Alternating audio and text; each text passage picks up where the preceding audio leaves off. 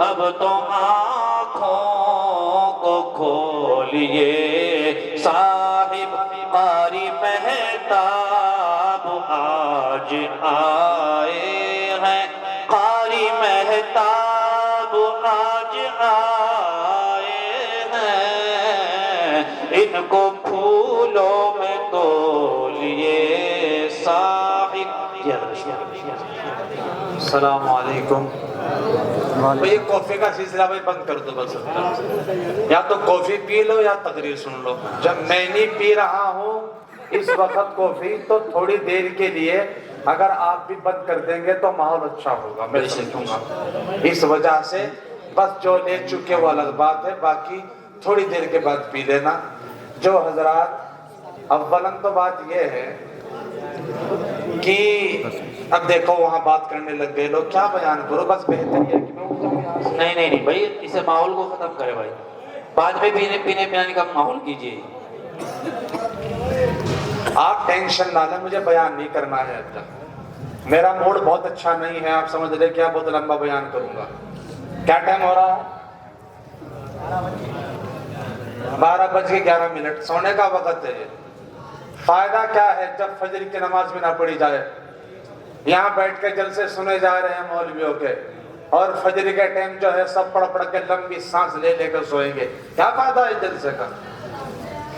اب انہیں بلاؤ، اب انہیں کرو، بہت اچھی بات ہے، میں تو نظام میں نہیں دخل ہونا چاہتا، لیکن جس چیز سے اگر نماز کا بھی نقصان جاتا جائے تو میں اسے اچھا نہیں سمجھتا اپنے نزدیک۔ میں بیان کرنے کا موڈ لے کے بیٹھا تھا، لیکن اب نہیں ہے، اب بالکل مجھے ختم ہے میرا موڈ۔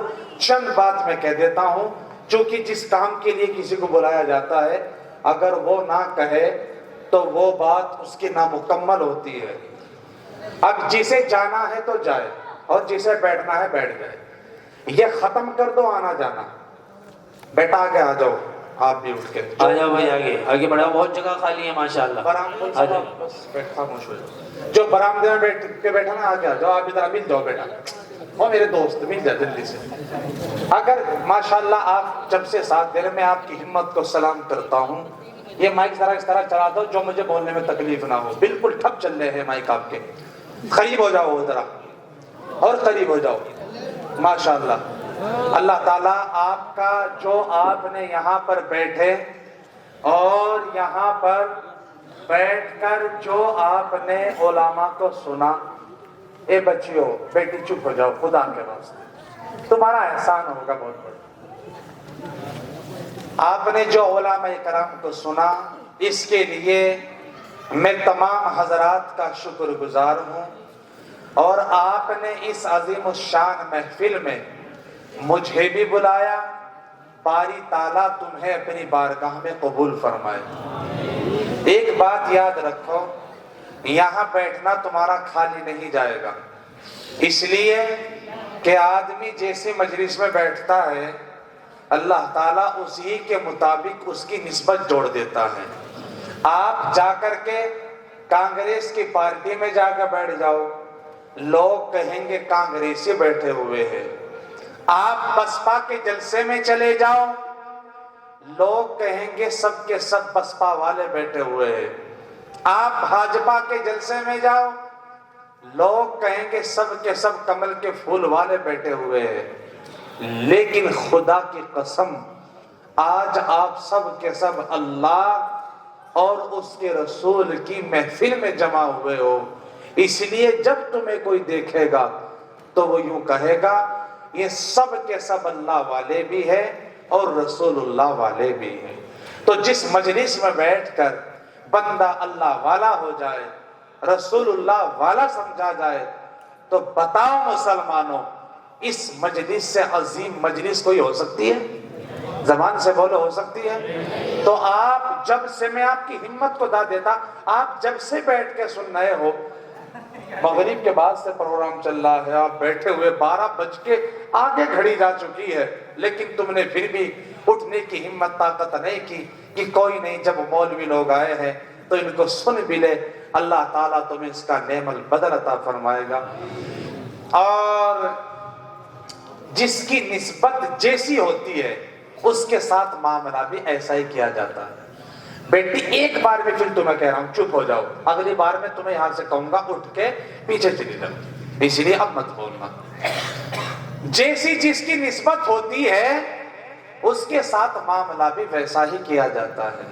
میں مارکیٹ گیا، وہاں جا کر کپڑا خریدا 6 میٹر، 5 میٹر کا سلوایا سوٹ، 1 میٹر میں سے جو کچھ کپڑا بچا اس میں سے قرآن پاک کا جزدان سلوا لیا۔ کرتا میں نے پہنا دھویا، پہنا دھویا، پہنا دھویا، پھر پہنا پھر دھویا، پھر پہنا پھر دھویا، پھر پہنا پھر۔ نیند آ رہی ہے تمہیں؟ نہیں آ رہی ہے؟ اچھا چلو نیند سے بھگاؤں تمہاری، بولو بولو بھگاؤں، ہاتھ کھڑا کرو ذرا، کون سننا چاہ رہے؟ یہ پھر پہنا پھر دھویا پھر اور پوری چلتی رہی، جانو پھر اور پھر کو۔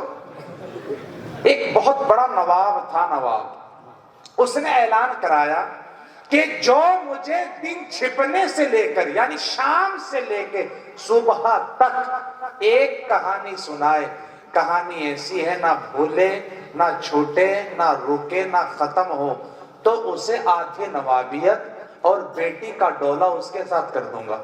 لیکن اگر نہ سنائی گئی، چھوٹ گیا، کہیں بھول گیا، اٹک گیا، جھجک گیا، تو جن بچہ کولے میں گروا دوں گا۔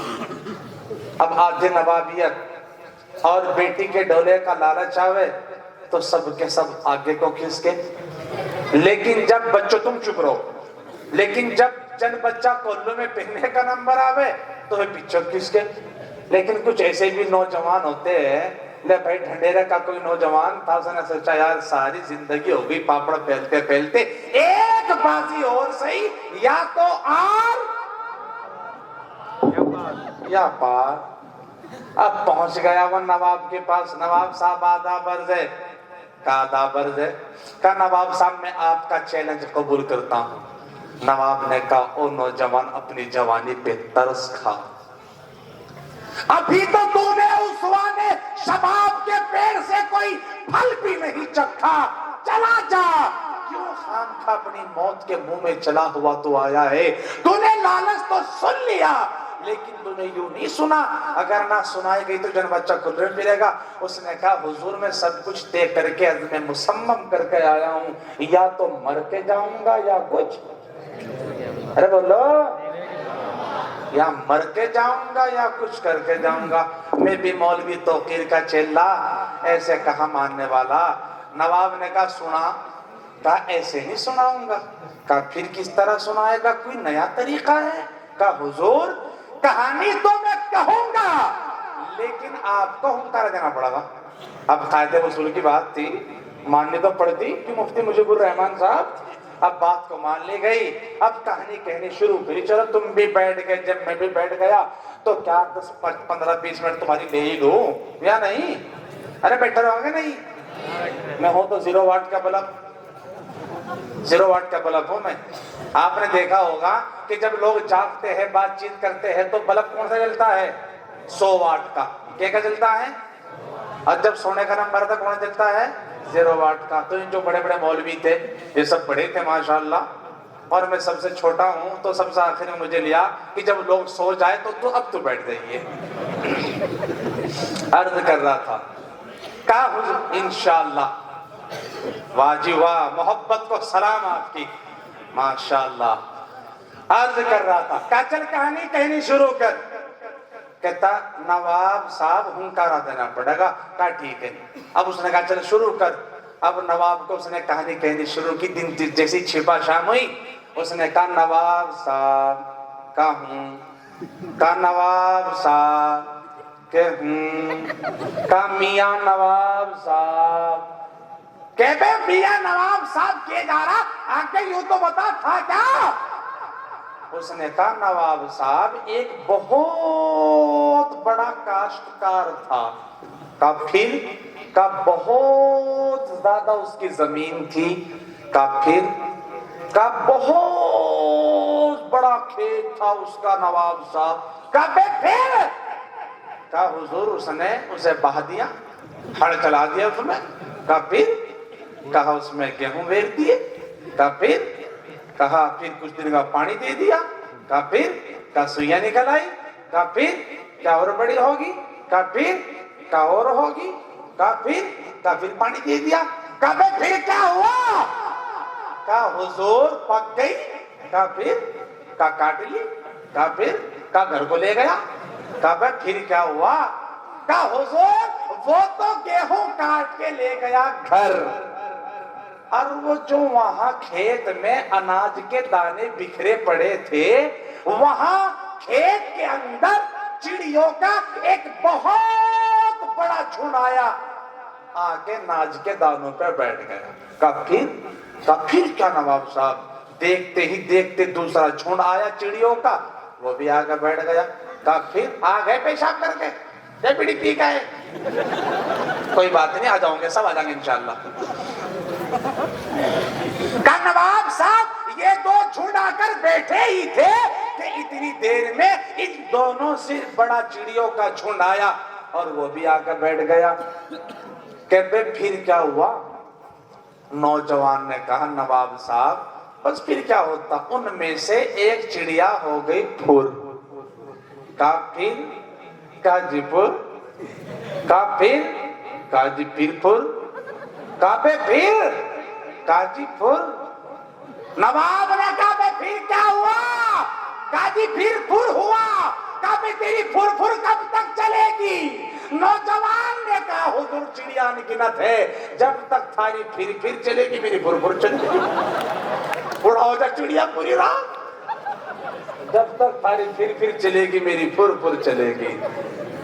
तो फिर धोया फिर पहना, फिर धोया फिर पहना, कपड़ा कमजोर हो गया, पोसीदा हो गया, पालीदा हो गया, कमजोर हो गया, फट गया। खुदा की कसम वो जो पहनने का कपड़ा था उस कपड़े से बर्तन साफ किए, नाली कूड़ी पर फेंक दिया, घर की सफाई की कूड़ी पर फेंक दिया, अलमारी में फेरा कूड़ी पर फेंक दिया। वो जो कपड़ा जिस्म की जीनत हुआ करता था, चलता चलता चलता नाली और कूड़ों का ढेर और वहां की उसकी शक्ल हो गया कूड़ियों की। लेकिन जो वो कुरान करीम का जिस दान मैंने उसी कपड़े का सिलवाया था वो भी एक दिन फट जाएगा, वो भी कमजोर हो जाएगा, वो भी फट करके कमजोर बोसीदा पालीदा हो जाएगा। लेकिन बता मुसलमान, अगर राई की दाने के बराबर ईमान रखता है क्या, तो उस कपड़े से बर्तन कूड़ी पर फेंकना तो बहुत दूर की बात, कोई बर्तन साफ करना पसंद करेगा? कोई घर के गंदी जगहों पर लगाना पसंद करेगा?